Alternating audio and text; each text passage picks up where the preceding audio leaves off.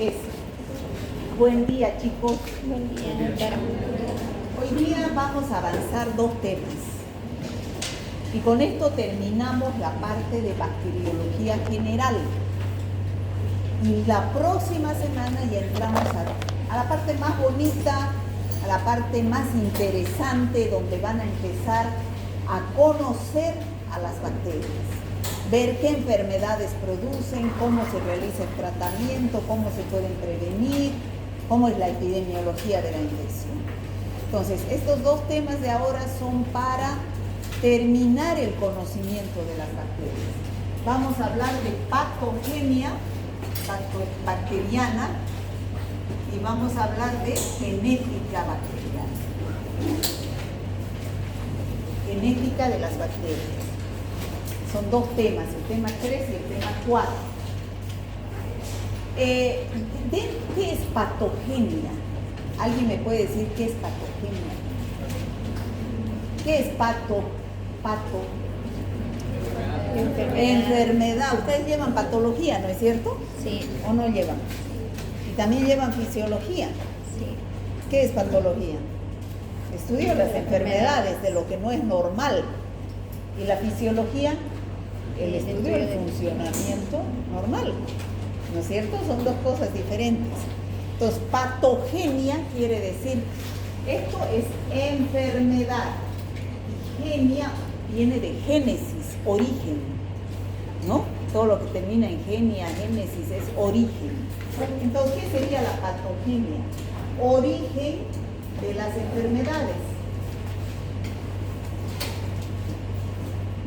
Origen de las enfermedades. Entonces, ¿cómo es que las bacterias producen enfermedades en el hombre? O sea, estas bacterias van a ingresar al hombre a producir enfermedades. Eso es lo que vamos a ver en este tema. La relación del hospedero o huésped, que antes se llamaba, con la bacteria. Y de esa relación, ¿qué surge? ¿Será que siempre va a ser producir enfermedad? No, ya hemos dicho en 2 clases anteriores que las bacterias no todas son malas. Hay bacterias de nuestra microbiota que viven con nosotros, que son nuestros inquilinos, que son muy buenas. Pero estas bacterias patógenas son las que producen enfermedades. ¿Ya? Bueno, aquí como vemos en la figura, estas son las bacterias, están en todas partes y algunas de estas producen enfermedades.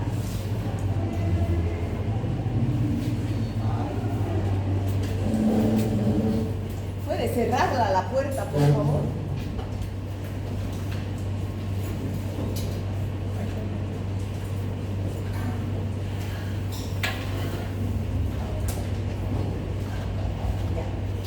Entonces ustedes se van a dar cuenta en estas 2 figuras.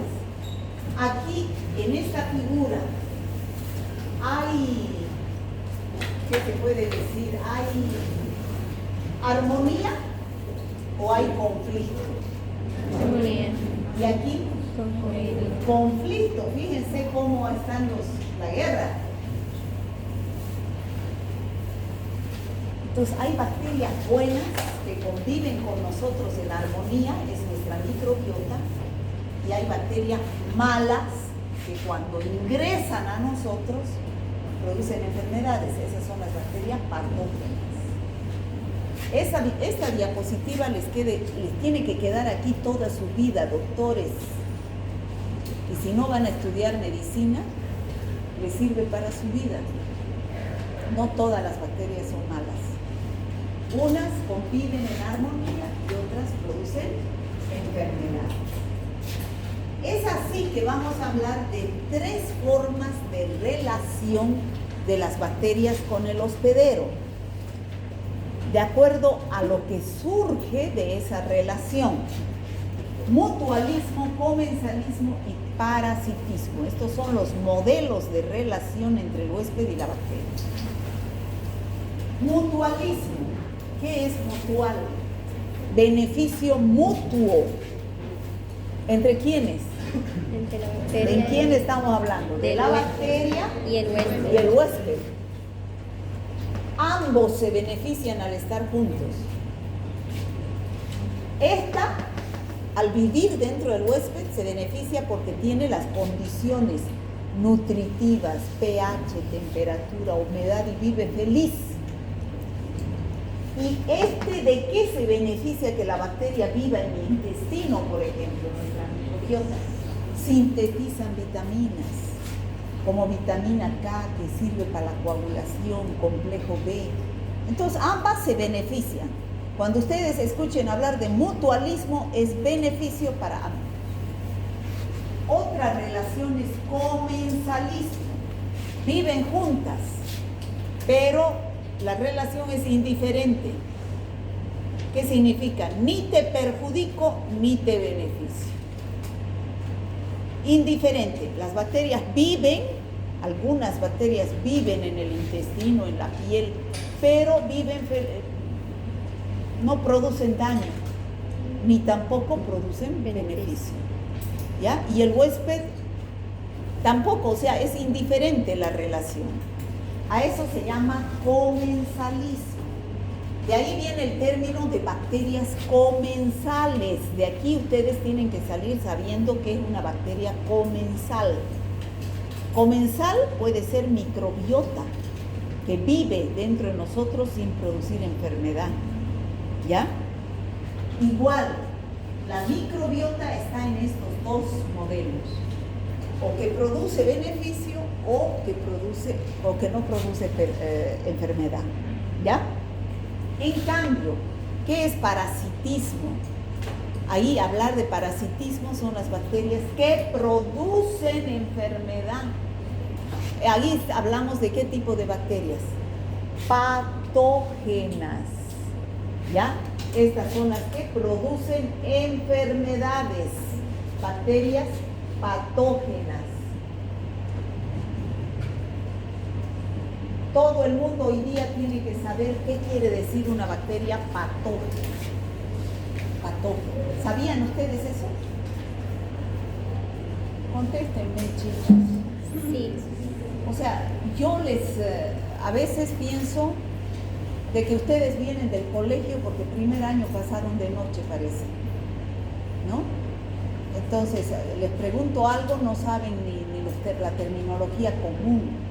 Entonces, los que saben me van a disculpar que o sea, a mí me cuesta mucho más explicar porque es segundo año y muchas cosas no conocen, ¿ya? Pero de aquí tienen que salir sabiendo.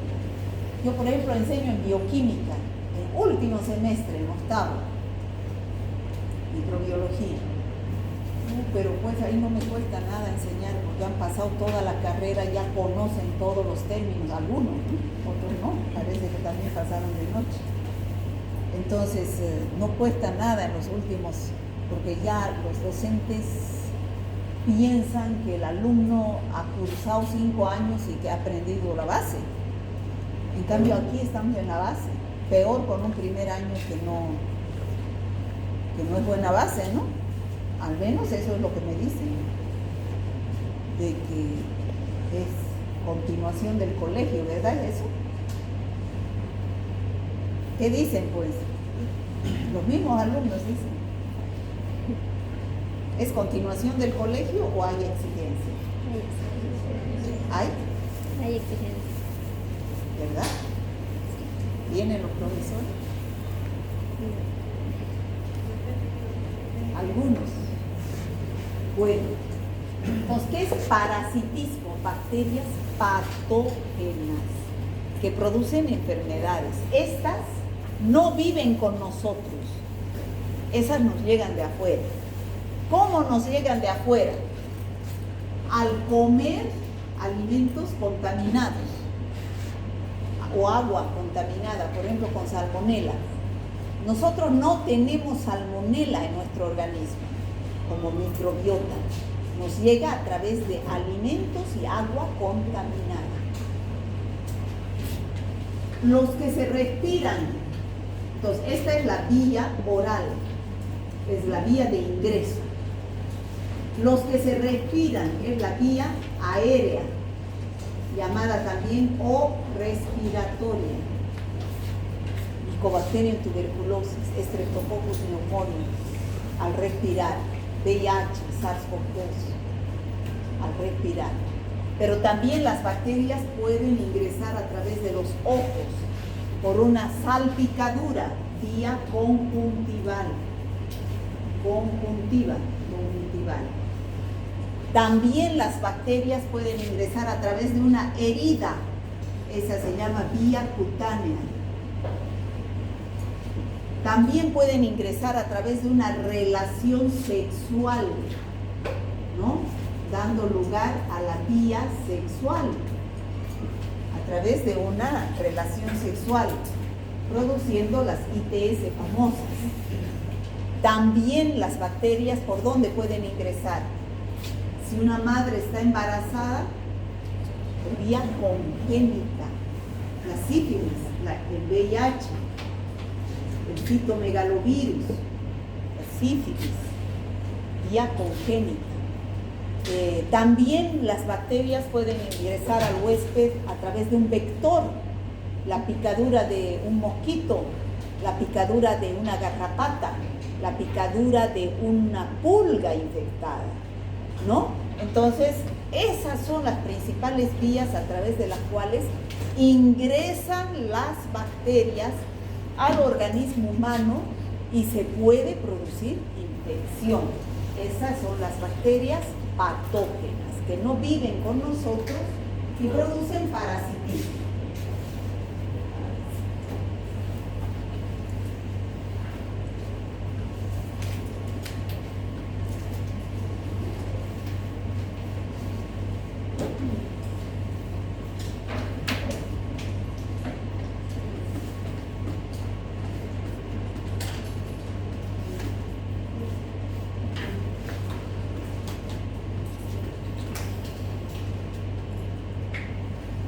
Bueno, entonces de aquí salen dos términos importantes que también ustedes tienen que saber: patogenicidad y virulencia. Patogenicidad, ya hemos dicho que es la capacidad de producir enfermedad de una bacteria, ¿no es cierto? Patogenicidad, capacidad de una especie bacteriana para causar enfermedad. ¿Eso les queda claro? Sí. Ya. ¿Qué es virulencia? Es la medida, o sea, cómo es muy virulenta, es menos virulenta o no es virulenta. Es la medida de la capacidad de un microorganismo para causar daño. O sea, existen bacterias que son más virulentas que otras. Por ejemplo, las que tienen cápsula. Esas son más virulentas que las que no tienen cápsula. Las que tienen fimbrias se adhieren más fuertemente y son difíciles de eliminarse que las que no tienen fimbrias. Entonces, la virulencia es la medida de la capacidad con que un microorganismo ingresa y produce enfermedad. ¿Está claro esos dos términos? Sí. Bueno, de ahí surgen dos tipos de microorganismos, que ya lo hemos dicho. Los patógenos primarios son aquellos que no viven con nosotros y no ingresan a través de las diferentes vías a producir enfermedad. Pueden producir enfermedad, no siempre. ¿Ya? Esos son los patógenos primarios o patógenos estrictos. No viven. Por ejemplo, Mycobacterium tuberculosis, ¿es patógeno primario o oportunista? Primario. Primario, no tenemos Mycobacterium tuberculosis los que no estamos con tuberculosis, nadie. La presencia de una bacteria de Mycobacterium tuberculosis implica infección. Neisseria gonorrea, ¿es patógeno primario u oportunista? Primario, nadie que no tenga gonorrea tiene Neisseria gonorrea en su organismo. Escherichia coli, ¿es patógeno primario u oportunista? ¿Qué dicen? Primario, o sea, no tenemos Escherichia coli, no es nuestro inquilino, según ustedes. Es oportunista, chicos. Escherichia coli tenemos trillones en el intestino. millones, trillones, billones de Escherichia coli tenemos en el intestino. Pero ¿qué puede suceder? Puede producir infecciones porque se vuelve oportunista. ¿Qué es oportunista? ¿Quién es una persona oportunista? En este caso, ¿no es cierto? Oportunista es la persona que se aprovecha la oportunidad de algo, de sacar algún beneficio. En las bacterias también. Las bacterias se aprovechan la oportunidad de que las defensas del huésped bajan, se inmunodeprimen, se dice, para producir enfermedad. Entonces, ¿está claro lo que es bacteria oportunista para todo el mundo? Sí. ¿Todo el mundo, chicos? Sí. Porque si no está claro, de aquí tienen que salir sabiendo estos términos. Es lo básico para un médico. Bacteria patógena primaria, bacteria patógena oportunista, comensalismo, mutualismo, parasitismo. ¿Les queda claro esos términos? Sí. Virulencia, patogenicidad. Bueno. Ahora, ¿será fácil que una bacteria al entrar, aquí tenemos, una bacteria al ingresar, por ejemplo, una patógena primaria que no tenemos en nuestro organismo, ¿ya? Yo tengo Mycobacterium tuberculosis, tengo tuberculosis pulmonar, por ejemplo, no tengo, ¿no? Pero vamos aquí. Y estoy hablando aquí, tengo a estas niñas aquí adelante, cerquita mío. Estoy eliminando al hablar Mycobacterium tuberculosis. Entonces, ¿será que ellas se van a enfermar sí o sí? Depende. Ya saben, ¿no es cierto? Depende de factores del huésped y factores de la bacteria. Puede que ella se enferme, ella no, y ella sí. ¿De por qué ella sí? Porque es inmunodeprimida se llama, o inmunodeficiente.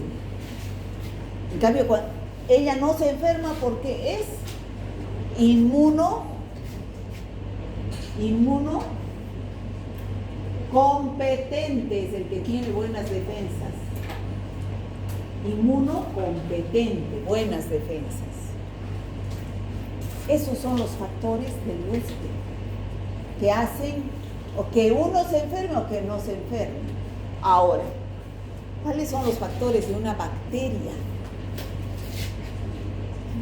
Hay bacterias que son más virulentas, que quiere decir es la medida por la cual pueden producir enfermedad, porque tienen cápsula, porque tienen fimbrias, porque producen toxinas, porque producen enzimas que hacen daño al huésped, ¿no? Y sobre todo por la dosis infectiva de las bacterias. ¿Qué es la dosis infectiva? ¿Qué es dosis? Cantidad. Infectiva, cantidad de bacterias para infectar. Por ejemplo, vamos a una fiesta, así me van a entender bien el concepto de dosis infectiva. Vamos a una fiesta, 10 personas. En la fiesta nos invitan torta. De esas 10 personas, 3 se enferman con diarrea y 7 no se enferman. Comieron la misma torta. Esa torta estaba contaminada con toxinas de Staphylococcus aureus, por ejemplo. ¿Qué sucedió ahí? Tenemos que ver esto, ¿no? O bien las defensas de las que se enfermaron estaban muy bajas, o bien que se comieron mucha torta, mucha dosis infectiva. ¿No es cierto? Porque al ingresar las bacterias al huésped, se establece la lucha. Yo no me como una torta, yo no respiro aire y me enfermo. No, tengo policías en mi organismo que me defienden. a cualquier ingreso de un elemento extraño, bacterias, virus, hongos, parásitos, polvo, vienen nuestros policías y nos quieren defender. ¿Quiénes son?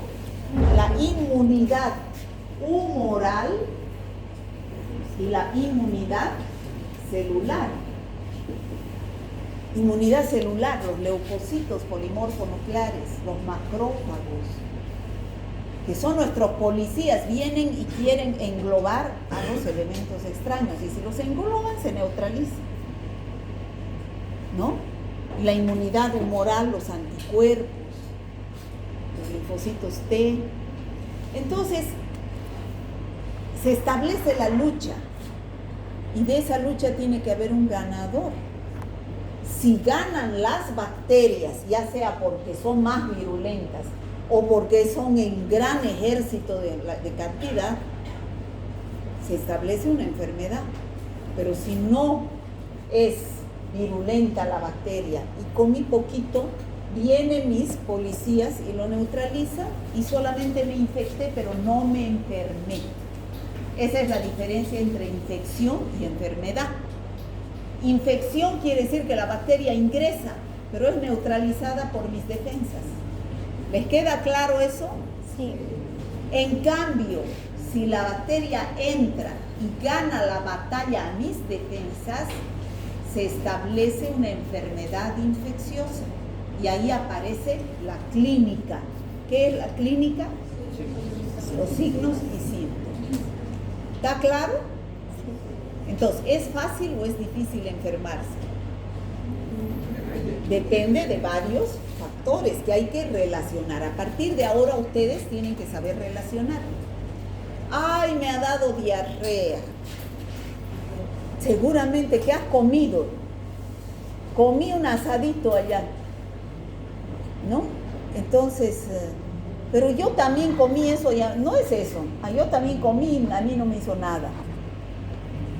¿No está haciendo un buen análisis del caso? No. No, yo puedo estar inmunocompetente y vos inmunodeprimido. ¿Qué tal que el que se enferma no come bien, desayuna Coca-Cola con empanada frita? Eso no es pues alimentación saludable, ¿no es cierto? Y la otra desayuna un huevo con un vaso de leche. Eso es saludable. Entonces, ¿qué tal que el uno comió un pedacito chico y el otro comió un pedazo grande? Y además las bacterias no se van a distribuir pues al mismo tiempo en todos los lugares, ¿no es cierto? Habrá pedazos de asadito, pedazos de torta que tengan mayor cantidad de bacterias, como en todo. Entonces la dosis infectiva va a ser menor, ¿no? Entonces hay que ver los factores para relacionar, ¿ya? Entonces, primero, ¿qué es lo que hacen las bacterias? Hacen un encuentro entre el reservorio, que es el huésped, puede ser también el encuentro de una bacteria con el huésped. ¿De dónde me puede venir la bacteria? Ya sea del medio ambiente, al respirar aire, o puede ser al ponerme en contacto con un animal zoonótico, eso significa, ¿no? O con una persona que está enferma. Entonces, la bacteria ingresa. ¿Por dónde ingresa? Ya hemos visto las vías de infección. ¿Todo el mundo ha aprendido las vías de infección? Vía es el camino por donde ingresa una bacteria a nuestro organismo. En el caso de la piel, si no hay herida, no ingresan las bacterias que producen infecciones a través de la piel. La rabia, por ejemplo, si no hay mordedura, no ingresa el virus. ¿Ya? Si no hay herida, no ingresa el tétanos.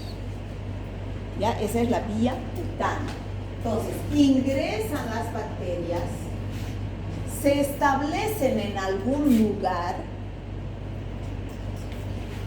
Al establecerse en ese lugar, alerta a nuestro sistema inmunológico de que ingresó alguien extraño. Suenan las alarmas. vienen los leucocitos, vienen los macrófagos a querer neutralizar a ese elemento extraño. Por eso es que cuando avancemos en laboratorio, el primer examen que se hace en un análisis bacteriológico es el examen directo. Si el paciente tiene tos y bota flema, esa flema hay que analizarla. Se coloca una gota de esa flema en el portaobjetos, con un cubreobjetos se observa el microscopio. ¿Qué voy a buscar? Leucocitos. Si los leucocitos están aumentados, es porque es signo de que hay una infección. Los leucocitos van corriendo al lugar donde hay un elemento extraño y se reúnen ahí. Uno cuando pasa por la calle dice, ¿qué tanto policía que habrá aquí? Pero a ver, los policías no están porque hay un elemento extraño, ¿no? Pero más o menos así es la cosa. Leucocitos hay donde hay un elemento extraño porque son nuestros policías. Entonces, si en ese momento se establece la lucha, nuestro sistema inmunitario con la bacteria, si vence la bacteria, se multiplica y se disemina por la sangre, por la linfa, se disemina a otros órganos. Pero si en esa lucha vence nuestro sistema inmunológico, se neutraliza la infección. No hay.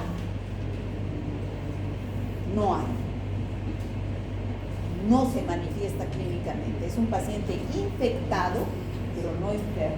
¿Está claro? Enfermedad vamos a hablar cuando hay signos y síntomas, cuando hay clínica.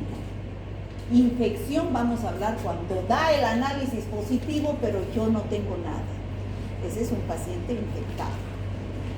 Bueno, se disemina y a diferentes órganos, producir meningitis, neumonía, infecciones genitales, dependiendo, ¿no?, de la bacteria, por dónde ingrese y cuál es el mecanismo de transmisión. Se produce un daño con signos y síntomas. Se establece el diagnóstico de una infección y se ve la evolución del paciente. Se hace tratamiento, se ve la evolución. ¿Qué puede suceder? Uno, al hacer tratamiento se cura el paciente o bien se convierte en un portador asintomático. ¿Qué significa eso? Que lleva dentro el microorganismo, pero no tiene síntomas y puede transmitir la infección, como son los VIH, ¿no es cierto? Los VIH positivos no tienen ningún signo o síntoma, pero al tener relaciones sexuales pueden transmitir la infección. Esos son portadores asintomáticos. O bien el paciente puede morir. Ese es el desenlace. ¿Está claro? Sí. ¿Por qué se producen las infecciones? ¿Ya? Ahora, ¿cuáles son los factores de virulencia bacteriana? ¿Qué significa virulencia? La medida de la capacidad con que una bacteria produce una infección. ¿Por qué las bacterias producen infecciones, en otras palabras?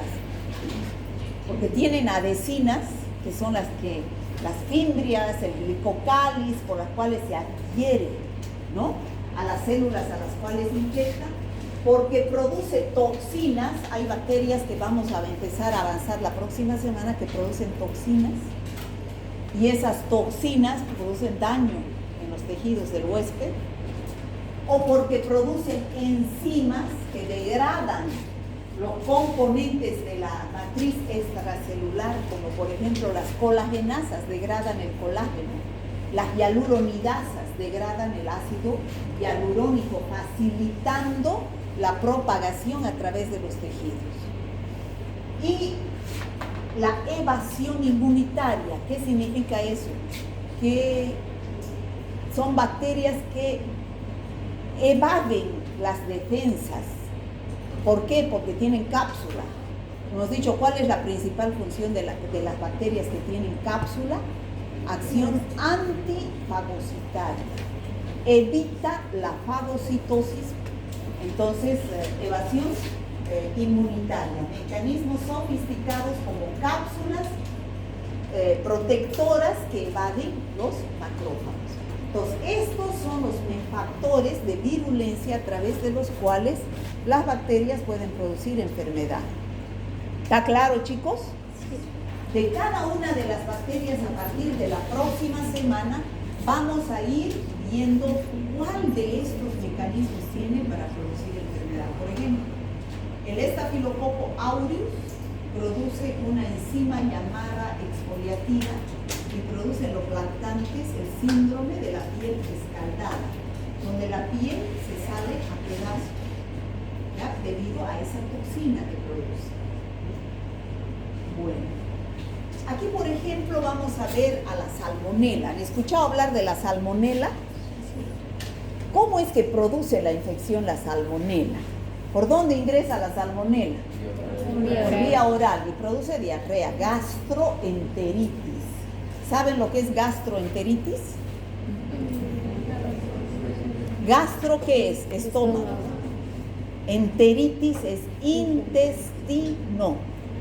Todo el mundo tiene que saber qué es enteritis, chicos. De aquí en adelante, enteritis es intestino, no es entero, no es completo. Enteritis es intestino. Entonces, gastroenteritis, gastro, náuseas y vómitos. Enteritis, diarrea. ¿Ya? Paciente que tiene gastroenteritis, náuseas, vómitos, cólicos abdominales, diarrea. Bueno, la salmonela es un patógeno primario. ¿Qué era patógeno primario? El que no vive con nosotros y nos llega de afuera. A producir enfermedad. Que puede infectar a individuos sanos. O sea, todos los patógenos primarios pueden infectar a individuos sanos. Yo estoy sana y si ella me contagia tuberculosis, entonces yo inhalo y se depende de mis defensas para que se produzca o no la enfermedad, causando una severa gastroenteritis asociada a la ingestión de alimentos o agua contaminada. ¿Está claro hasta ahí? Sí. Ingresa la bacteria por la boca, con los alimentos, se adhiere, invade, utiliza adhesinas para colonizar el epitelio intestinal e invade las células intestinales. Se multiplica dentro de esas células y produce sus endotoxinas. Ese es su factor de virulencia. Al producir esas endotoxinas, contribuye a la inflamación y a la diarrea característica que produce. ¿Ya? Ese es un mecanismo de la salmonela. ¿Está claro? Aquí hay otro ejemplo, la Pseudomonas aeruginosa. ¿Han escuchado hablar de esa bacteria? Si no han escuchado, es una bacteria intrahospitalaria. Esta bacteria vive en los hospitales. Es la que causa mayor cantidad de muertes por infección intrahospitalaria o nosocomial. Vive, es microbiota del hospital. ¿Ya? Por eso es que los pacientes adquieren estas infecciones. Por eso se dice es oportunista. Aprovecha, como vive ahí en el medio ambiente, en el agua, en los lavabos, en todo está la Pseudomonas, le encanta la humedad. Por eso es que a los hospitales no se debe llevar flores, porque en esa agua prolifera la Pseudomonas, ¿ya? Y es oportunista, porque aprovecha la oportunidad de que esos pacientes que están en el hospital tienen bajas defensas. ¿Por qué tienen bajas defensas un paciente en el hospital? Porque tiene una enfermedad de base, pues, ¿no? No está porque está sano. Entonces, es una amenaza en los hospitales. Produce infecciones nosocomiales. ¿Qué es nosocomial? En el hospital. Dentro del hospital. Nosocomio quiere decir hospital. Afectando principalmente a los pacientes con inmunodeprimidos, como los hospitalizados o con enfermedades crónicas. ¿Cómo es que ataca la Pseudomonas? Forma biopelículas, o sea, unas membranas. Una de sus principales estrategias es la formación de biopelículas que le otorgan una gran resistencia a los antibióticos y a la respuesta inmune del huésped. Al formarse esa biopelícula, ella se protege totalmente, no le llegan los antibióticos, no lo fagocitan los macrófagos. Ese es su factor de virulencia de la Pseudomonas aeruginosa, que la van a conocer hartísimo. Bueno, ya hemos hablado de los patógenos. Ahora vamos a hablar de los otros. ¿Cuáles son los otros? Los buenos, nuestra microbiota. Nuestra microbiota tiene varias funciones. Son nuestros aliados, nuestros inquilinos buenos, que nos defienden de los malos que hemos hablado, de los patógenos. O sea, estas son sus funciones: defensa, modulación inmune, compiten eficazmente con los patógenos. O sea que si aquí en la piel hay microbiota normal, Staphylococcus epidermidis vive aquí, me hago una heridita y viene el Staphylococcus aureus, compite el Staphylococcus epidermidis con el Staphylococcus aureus para neutralizarlo y evitar la infección. ¿Ya? Compiten con los patógenos por los nutrientes del espacio, previniendo su establecimiento y su crecimiento. Modulación inmune, o sea, actúan sobre el sistema inmunitario, estimulando, educando, preparándola para responder de manera adecuada a las amenazas del ingreso de los microorganismos patógenos. Pero hay un problema. ¿Dónde tenemos mayor cantidad de microbiota? Ya hemos dicho que vivimos con trillones de microorganismos dentro de nosotros. Ya les di en la anterior clase, si estamos deprimidos no nos sintamos tristes, porque hay trillones de inquilinos nuestros que viven con nosotros y que dependen de nosotros. Antes de cualquier cosa, de pensar en mí, tengo que pensar en esos microorganismos que viven conmigo. Y son buenos, me mantienen buena salud, me defienden, pero es vulnerable. ¿Dónde están esos microorganismos? Generalmente en el intestino. En el intestino. Y la mayoría son gram negativos. Son bacilos gram negativos. Un 80-90% es flora gram negativa, la que tenemos en el intestino. Y un 20% es flora gram positiva, un 10 a 20%. Eso es lo normal. Lo normal. Bacteroides frágiles entre los anaerobios, Escherichia coli entre los aerobios. Pero es flora gram negativa. ¿Ya? Así, eso es lo normal. Esa flora está saludable, nos protege, cumple sus funciones. Pero esto puede variar, puede morirse. ¿Por qué causa? Por los antibióticos, ¿no es cierto? Si yo tomo antibiótico, el antibiótico no dice: esta bacteria es buena y esta es mala. A esta la dejo, a esta la destruyo. No, el antibiótico barre con todo, destruye todo. Es una bomba. Entonces, destruye nuestra microbiota. Nos quedamos sin funciones importantes de defensa que tiene nuestra microbiota. ¿Qué otra? Por ejemplo, cuando nos da diarrea. Diarrea es el aumento del número de deposiciones en el día y de cambio en la consistencia, ¿no? Son líquidas o con moco, con sangre. Entonces hay barrido de esa microbiota. Se elimina también gran cantidad de esa microbiota y nuestro intestino queda despoblado, susceptible a cualquier infección. Entonces, ¿qué es lo que hay que hacer cuando vemos que nuestra microbiota no está normal, no está así? Hay que tomar bacterias que son buenas. ¿Y dónde están esas bacterias buenas? En los probióticos.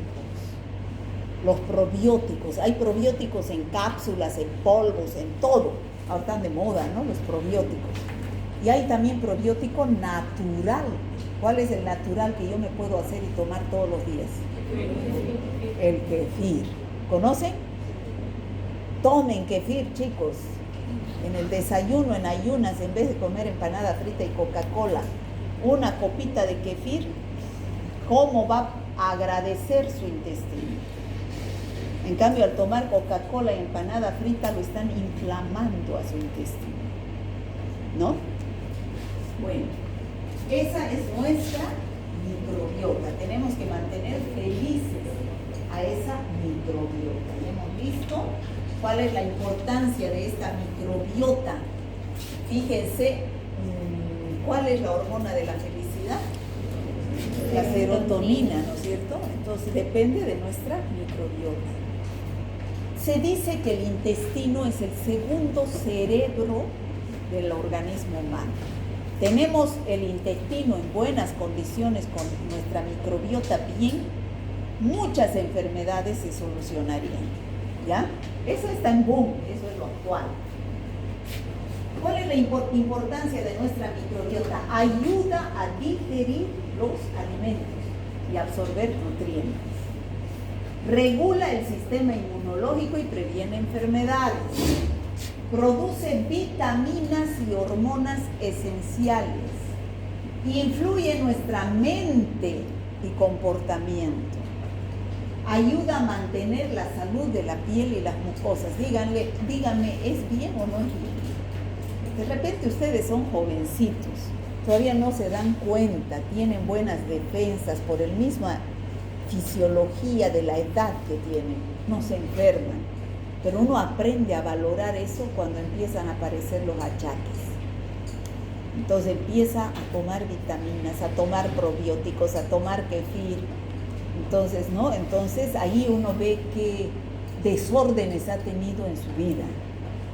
La alimentación, ¿no? Un desequilibrio, que hemos dicho, ¿no? Un desequilibrio en la microbiota, también conocido como disbiosis, puede estar relacionado con diversas enfermedades.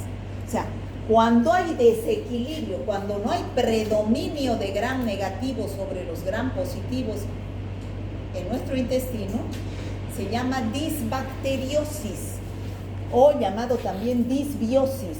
Cuando a ustedes el laboratorio les informe, se observa disbacteriosis o disbiosis, quiere decir que esa microbiota está totalmente alterada y puede dar origen a enfermedades digestivas como diarrea, estreñimiento, enfermedades autoinmunes, artritis, diabetes, enfermedades mentales, depresión, ansiedad, enfermedades inflamatorias, obesidad, enfermedad cardiovascular.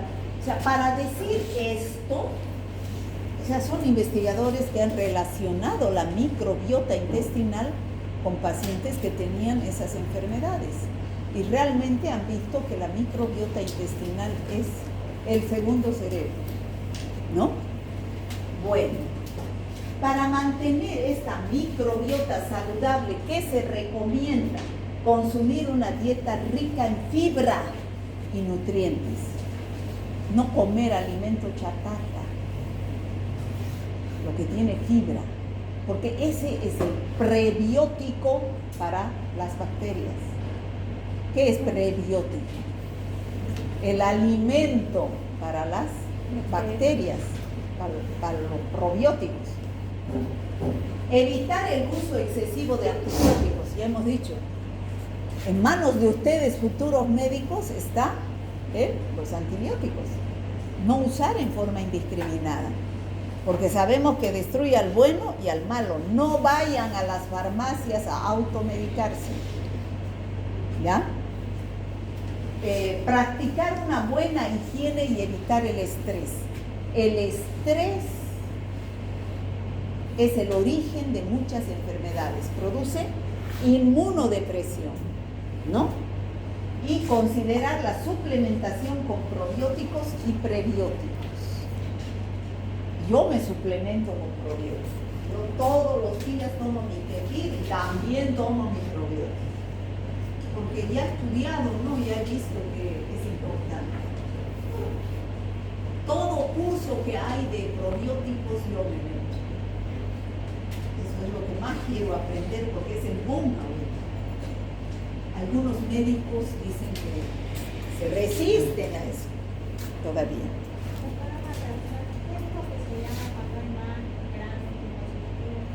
Disbacteriosis o disbiosis.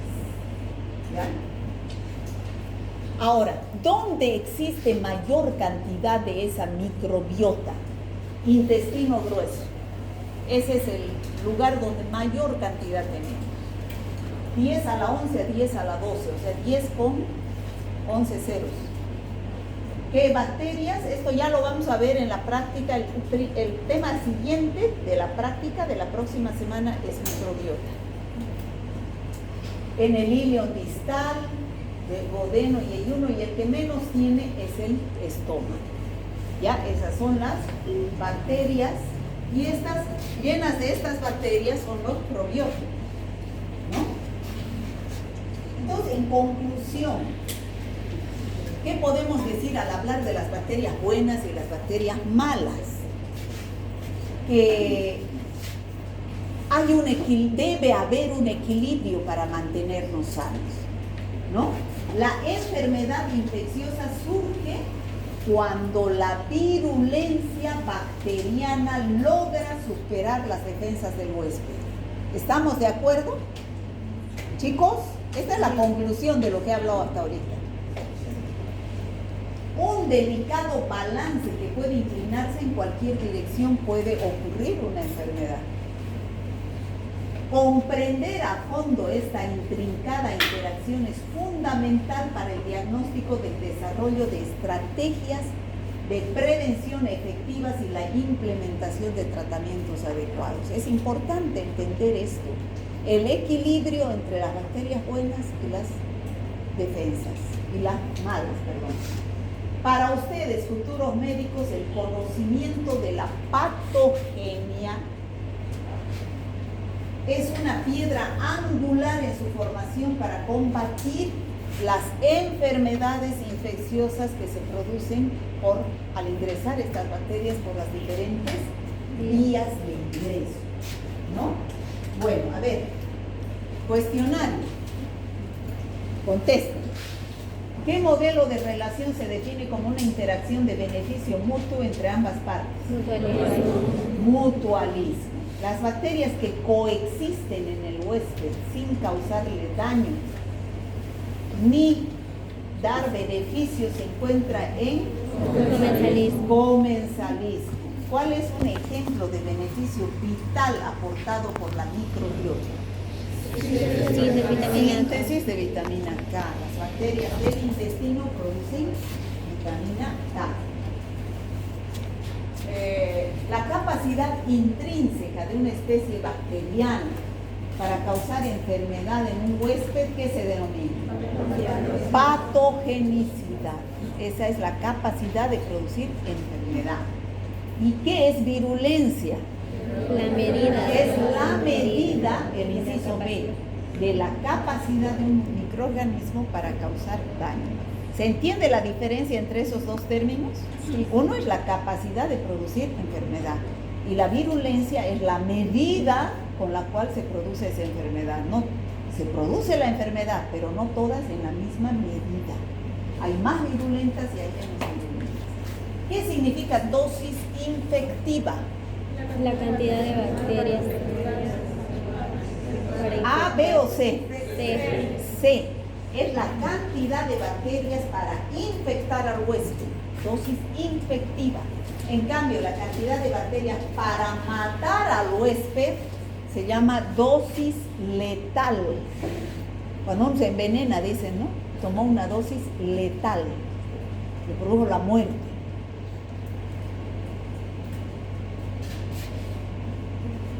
Las bacterias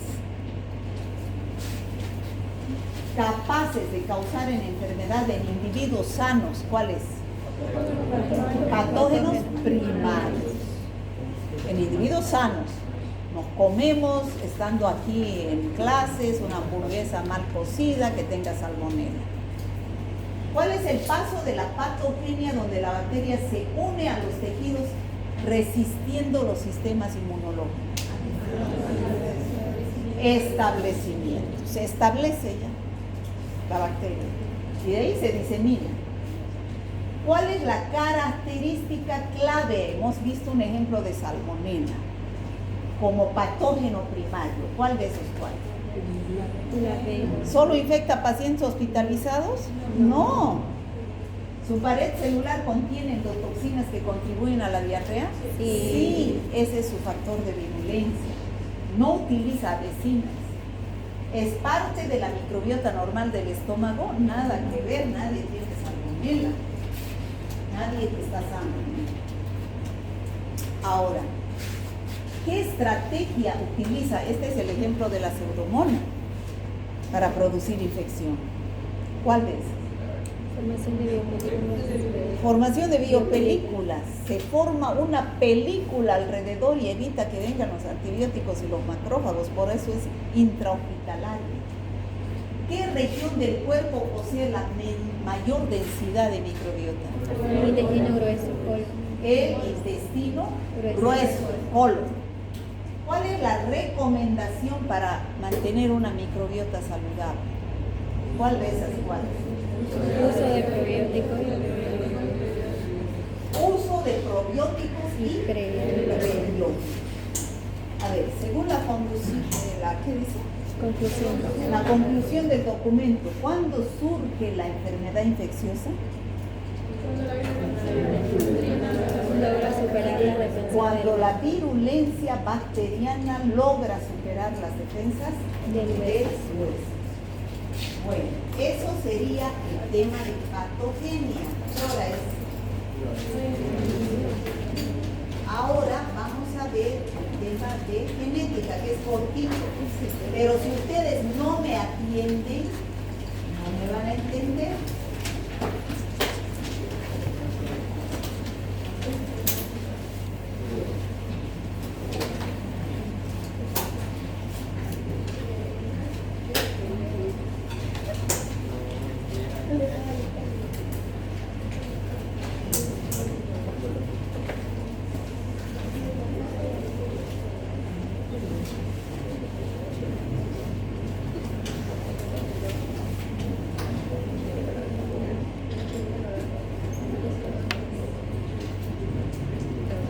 Genética.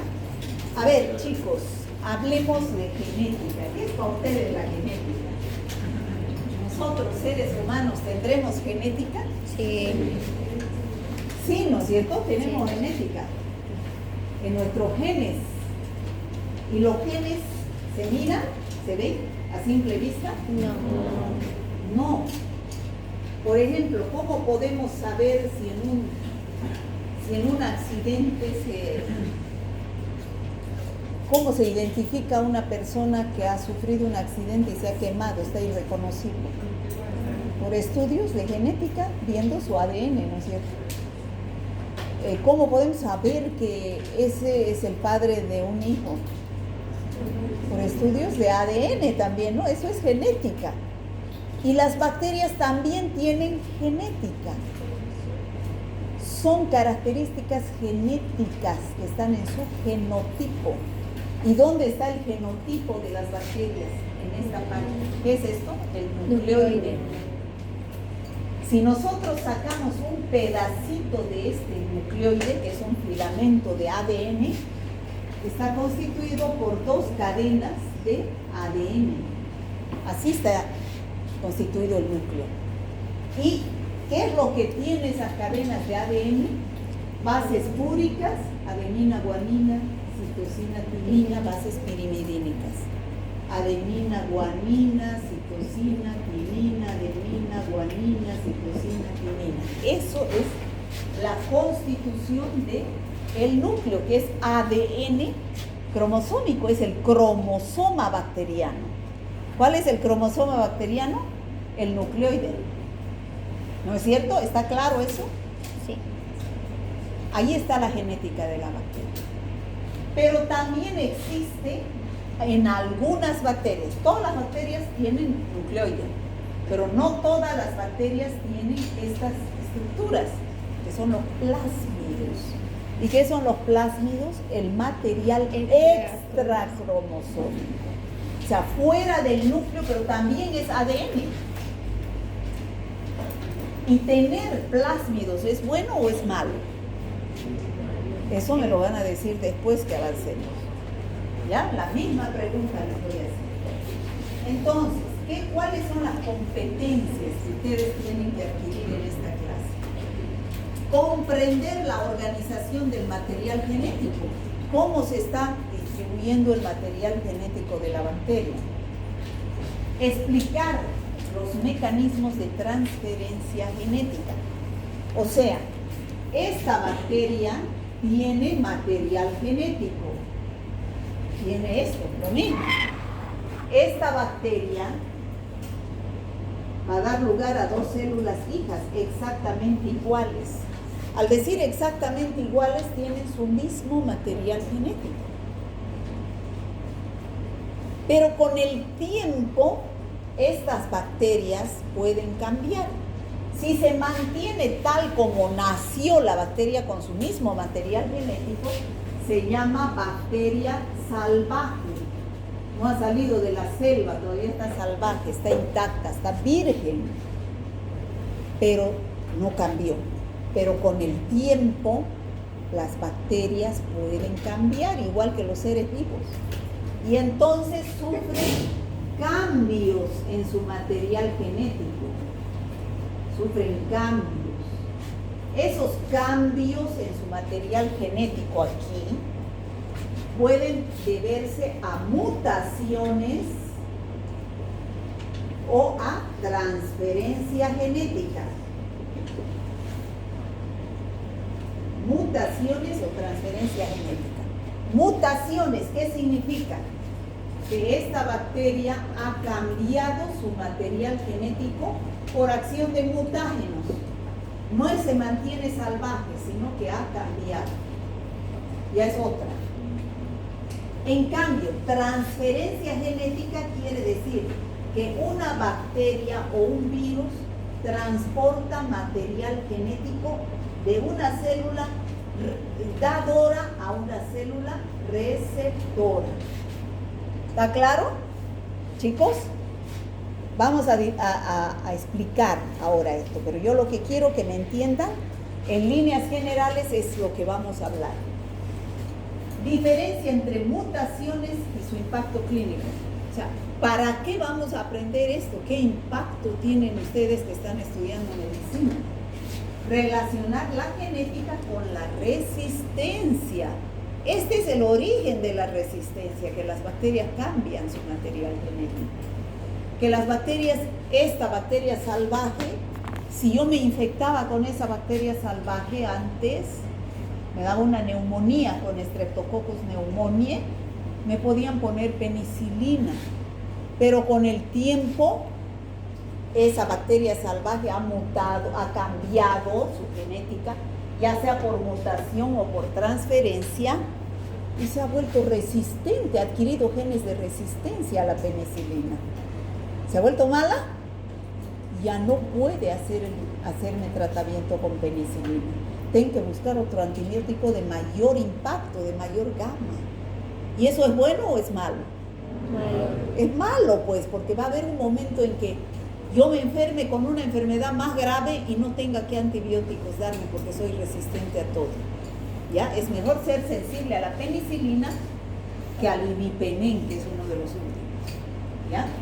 Y aplicar conceptos de casos clínicos. Vamos a aplicar un concepto de clínico para que ustedes lo sepan. Entonces, como les decía, ¿cómo está codificada la información genética bacteriana? En el núcleo. Ese es el núcleo. Es la molécula de ADN cuya propiedad de replicación es esencial en el genotipo y el fenotipo. Deben saber diferenciar estos dos términos. Genotipo ya lo saben, son los genes. El genotipo se transfiere a la descendencia. O sea, es hereditario. Si yo tengo cambiado mi material genético, transmito a mi descendencia. y es irreversible. No vuelvo a hacerla de antes. En cambio, ¿qué es el fenotipo con F? ¿Lo veo o no lo veo? Sí. En el ser humano, ¿qué es el fenotipo? Color del cabello, color de los ojos. En la bacteria, ¿qué será el fenotipo? No es sus características genéticas. Es si tiene cápsula, si tiene flagelos, eso es el fenotipo. Si produce pigmento al crecer. ¿Ya? ¿Está claro eso? Bueno, las bacterias poseen gran capacidad de adaptación. O sea, las bacterias se adaptan al medio ambiente en el cual están, no se mantienen salvajes, se adaptan al medio ambiente en el cual están. Esa adaptación hace que esta bacteria, que era buena, salvaje, no sabía nada, era virgen, se vuelva patógena y resistente a los antibióticos. Fíjense bien esta figura y guárdenla en su mente. ¿Qué es esto? Una bacteria. ¿Y este? Un antibiótico. ¿Son amigos? Enemigos a muerte. ¿Cuál es la función del antibiótico? Destruir a la bacteria. Pero la bacteria se quedó salvaje así buenita. No, se adaptó al medio ambiente. Empezó a cambiar su material genético. Adquirió garras. Se volvió resistente a los antibióticos. Ese es el fin del tema de hoy, de entender la genética bacteriana. Entonces, ya hemos dicho, este material genético bacteriano, ¿qué es? ADN. ADN bicatenario, porque son dos cadenas de ADN, no tiene membrana nuclear y generalmente es un solo cromosoma. ¿Está claro eso, chicos? ¿Cuál es el cromosoma bacteriano? ¿Dónde está? En el nucleoide. ¿Y qué son los plásmidos? Ya hemos dicho, estos son plásmidos. Los plásmidos, no todas las bacterias lo tienen. ¿Tendrá la bacteria salvaje? Chicos, ¿tendrá la bacteria salvaje plásmidos? No nació con plásmidos. Los plásmidos es una estructura que adquiere la bacteria con el paso de los años. Es material extracromosómico, fuera del cromosoma bacteriano, de replicación independiente, y generalmente a través de estos plásmidos es que se pasa la resistencia a los antibióticos. Entonces les digo, ¿los plásmidos son buenos o son malos? Son malos. Entonces a través de los plásmidos que tienen las bacterias se vuelven resistentes a los antibióticos. Bueno, ¿y cómo se producen estos cambios? Ya dijimos, por mutaciones o por transferencia genética. Esta es una bacteria salvaje. Este es su núcleo, es como lo que yo he hecho. Saca un pedacito y he dibujado aquí en verde inmenso. ¿Está claro? ¿Qué tiene ese núcleo? Citosina, adenina, timina, citosina, adenina, timina, citosina, adenina, timina. Normalmente eso es lo que tiene esta bacteria salvaje. Pero esa bacteria puede cambiar. Ya hemos dicho, se adapta al medio ambiente. Y por la acción de mutágenos son sustancias químicas que la hacen cambiar a esa bacteria su material genético. ¿Y cómo la hace cambiar? Por tres mecanismos. Sustitución, ¿qué es sustitución? Uno por otro, ¿no es cierto? ¿Sí o no? Sí. Adición, ¿qué es adición? Uno más. Sumar. Y pérdida o de lesión, restar. Entonces, sustitución. Aquí tenía adenina, se sustituyó por citosina. ¿La sustitución de un par de nucleótidos hace que la bacteria sea la misma? No, ha mutado. Mutación igual cambio. ¿Ya? ¿Está claro? Por adición, aquí tenía adenina, timina. Y aquí, en vez de adenina, se aumenta. Aquí está, adenina, timina. Y al medio de ambos se aumentó. Bueno, eso es por adición de un par de nucleótidos. ¿Es la misma bacteria esta que esta? No. Y aquí había citosina, citosina. Adenina, timina desaparecieron. Tampoco es la misma, ¿no es cierto? Ha sufrido una mutación por pérdida. ¿Está claro, chicos? Sí. ¿Qué es mutación? ¿Recuerdan cuando el COVID decían han aparecido diferentes cepas de SARS-CoV-2? La primera es la cepa de Wuhan, la de China, la original, pero esa no se ha mantenido así durante el tiempo. Después apareció la Delta, la brasilera de Manaus, apareció después una en la India, apareció la última, la Omicron, y de la Omicron hay un montón de linajes, de serotipos que están circulando. Es porque el virus también muta. Todos los microorganismos mutan. Entonces, ahora entienden qué es eso. Cambiar su material genético. Bueno, eso es la mutación. Pero fíjense que la mutación, vuelvo a repetir, es la bacteria solita que cambia su material genético por la acción de mutantes. No depende de otro microorganismo como el que vamos a ver ahorita, la transferencia genética. En el caso de la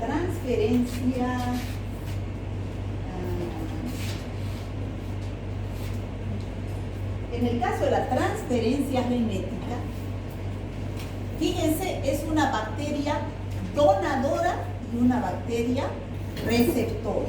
Tiene que haber dos bacterias. Esta es la bacteria donadora, esta es la mala, y esta es la bacteria receptora, ¿no? Entonces, ¿qué pasa? Esta bacteria donadora, que es la que yo dono, mi material genético, se destruye, se lisa y deja libre su ADN cromosómico, donde hay genes de resistencia. Ingresan a esta célula receptora. Esta es mi célula buena, la salvaje. Entonces, ¿qué hace? La célula se transforma con material genético de la otra célula. Por ejemplo, me enfermé de neumonía,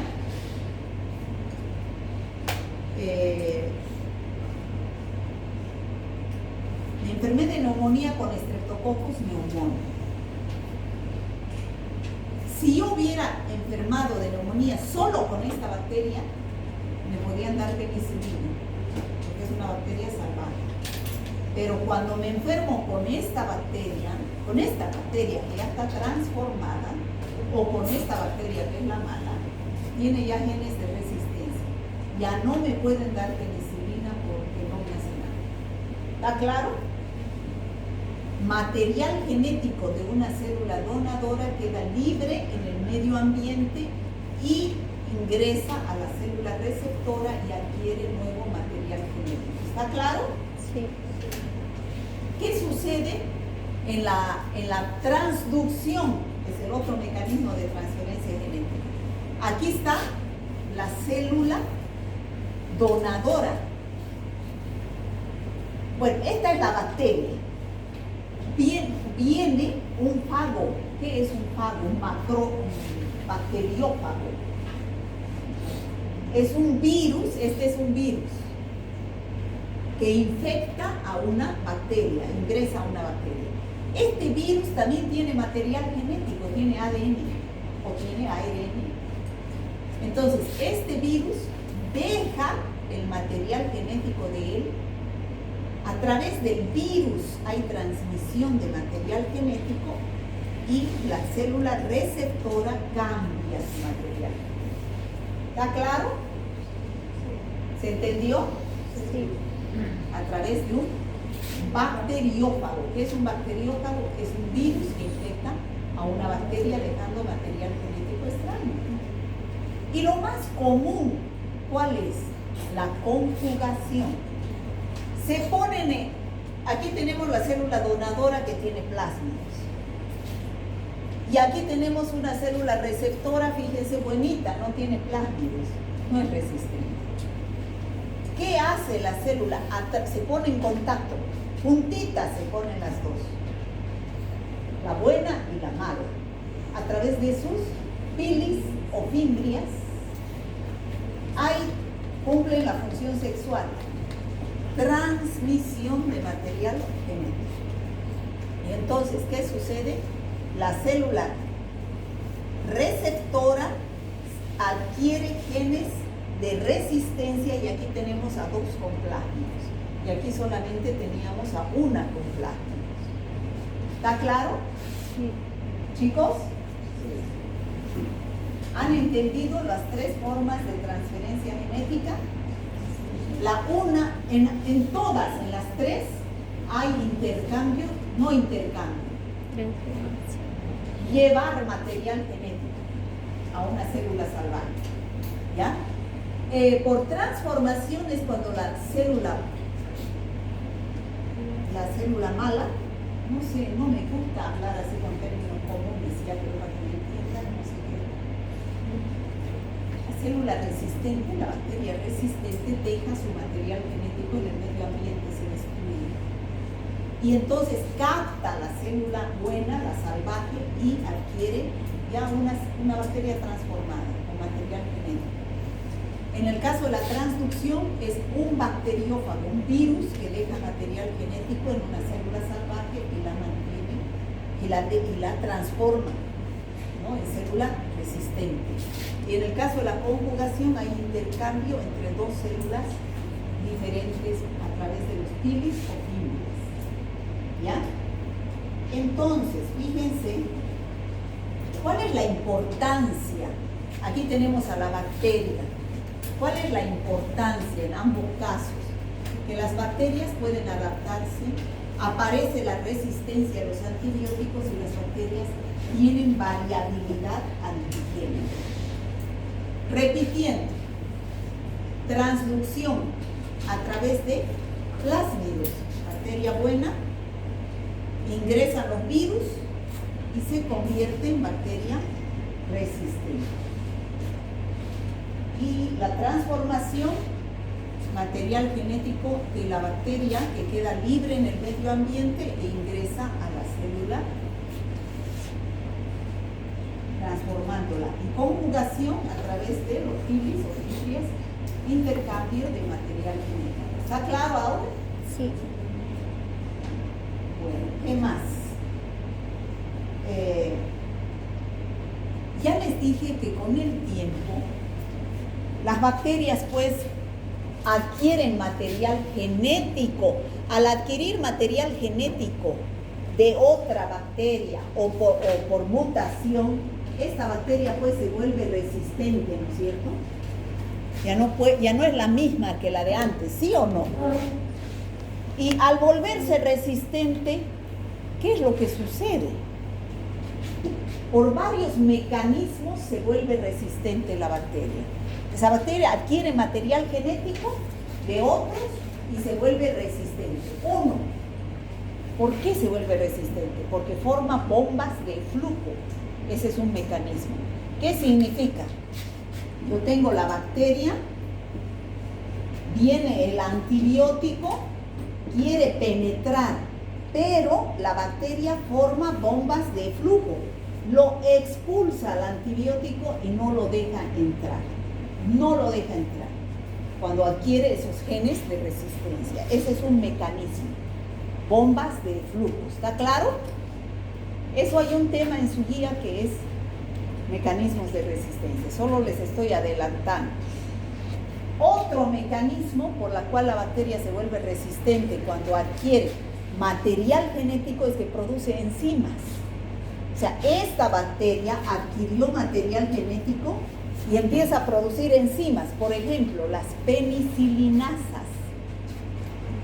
Si esta bacteria produce penicilinasas, llamadas también beta-lactamasas,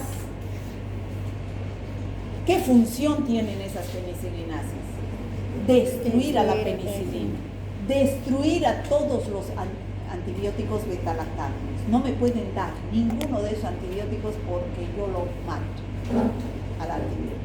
Ese es otro mecanismo de resistencia. Y el otro es cambio de diana. Si hemos dicho que los beta-lactámicos, en la primera clase hemos hablado de eso, cada bacteria tiene, cada antibiótico tiene su sitio blanco de acción. Yo ataco pared celular, los beta-lactámicos, y la destruyo a la bacteria. Pero ¿qué pasa si la bacteria cambió su material genético y al cambiar su material genético ha cambiado los sitios blancos de acción? Entonces ya no puede atacar el antibiótico, ¿ya? Entonces esos son los tres mecanismos: bombas de flujo, en producción de enzimas o cambio de diana. Bueno, ¿qué más? Conclusión. ¿Para qué hemos estudiado esto? Para ver el cambio de la genética de la bacteria, para ver la transferencia horizontal que hay entre las bacterias y cuál es el impacto directo en la clínica. ¿Cuál es el impacto, chicos? ¿Para qué les sirve a ustedes? Porque a mí me gusta que me enseñen cosas que yo lo voy a aplicar en mi carrera, no teorías que después me entran por aquí y me salen por aquí. ¿Tiene importancia aprender esto o no? Sí. Claro, pues chicos, porque ustedes toda su vida van a lidiar con infecciones, ya sea meningitis, neumonías. Entonces tienen que utilizar antibióticos.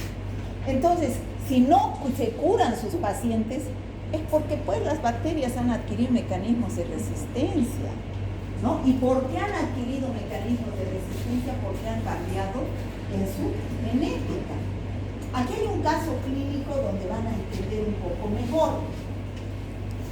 Es una infección que no responde, quiere decir que se le da antibiótico y la mujer no responde. Mujer de 65 años con antecedente de infección urinaria recurrente. ¿Qué es infección urinaria recurrente? Que vuelve y vuelve y vuelve. O sea, voy al médico, le digo, doctor, me duele al orinar, orino a cada rato, poquito con dolor. Hagamos un cultivo. Hacen el puro cultivo, crece Escherichia coli. Le doy tratamiento y a los 2 meses vuelve y vuelve. Entonces, motivo de la consulta: disuria, dolor al orinar, fiebre, malestar general desde hace 3 días. Se inicia tratamiento con ciprofloxacina. La ciprofloxacina es una quinolona. A las 72 horas no hay mejoría. O sea, no hay mejoría, no mejora la paciente. Y el puro cultivo, ya el cultivo después de 2 días, sale que es una Escherichia coli. Y el antibiograma nos dice que es resistente a las pneumonias. ¿He dado bien? ¿La cipro? La cipro pertenece a las pneumonias. ¿He dado bien la cipro? No. No he dado bien. No he hecho un buen tratamiento empírico. ¿Qué tengo que hacer? Cambiar antibióticos. Rotar antibióticos, se dice, ¿no? Entonces, ¿cómo explica que esta bacteria sea resistente a múltiples antibióticos? ¿Por qué? ¿Porque se ha mantenido salvaje? No. Si no, Ha habido la bacteria adquirió genes de resistencia. Probablemente, ¿por qué? Ya ustedes están capacitados para decir por qué. ¿Cuál es la más común? La conjugación. Una bacteria conjuga Plasmidus de otra bacteria que no tenía genes de resistencia, que tenía genes de resistencia, o probablemente produjo beta-lactamasas, ¿no? Que la hicieron resistente. ¿Está claro, chicos? Entonces, mensaje clave. La genética bacteriana permite que las bacterias intercambien información genética, adquieran resistencia rápidamente y al adquirir resistencia, ¿qué pasa? Fallas terapéuticas. ¿Qué es una falla terapéutica? Mi paciente no mejora, falló mi medicación. Y eso es triste para un médico, ¿no? Que no mejore. A ver, vamos a la evaluación. No está en la conclusión. Entonces, no basta conocer al microorganismo, es clave entender cómo cambia genéticamente por transferencia horizontal. Evaluación. Contesten. Nucleoide. Inciso B. B. Los plásmidos son B. B. ADN extracromosómico. La conjugación que requiere. B. Bilisexual. B. Bilisexual, que son las fímbriles. La transducción es mediada por Los bacteriófagos. inciso C. Bacteriófagos. ¿Qué son los bacteriófagos? Los Virus. que infectan a las bacterias. Mutación por inserción. ¿Qué produce? ¿Qué es inserción? Joven, ¿qué es inserción? ¿Qué es inserción?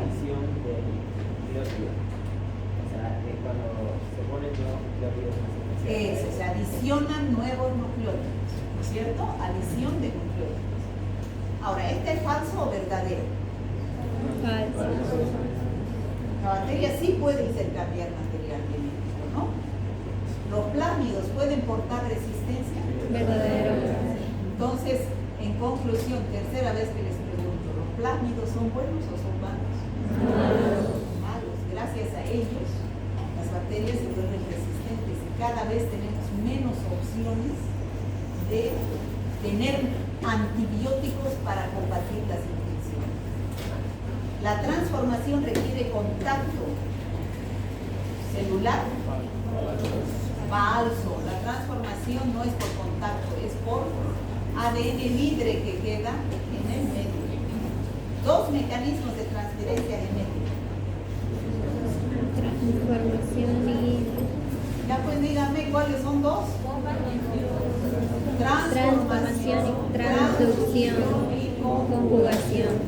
¿Por qué es importante la genética bacteriana en medicina? Para entender cómo los antibióticos las bacterias se vuelven resistentes a los antibióticos. Bueno, esa es la boca, me cansé, me duele la garganta de hablar solo yo.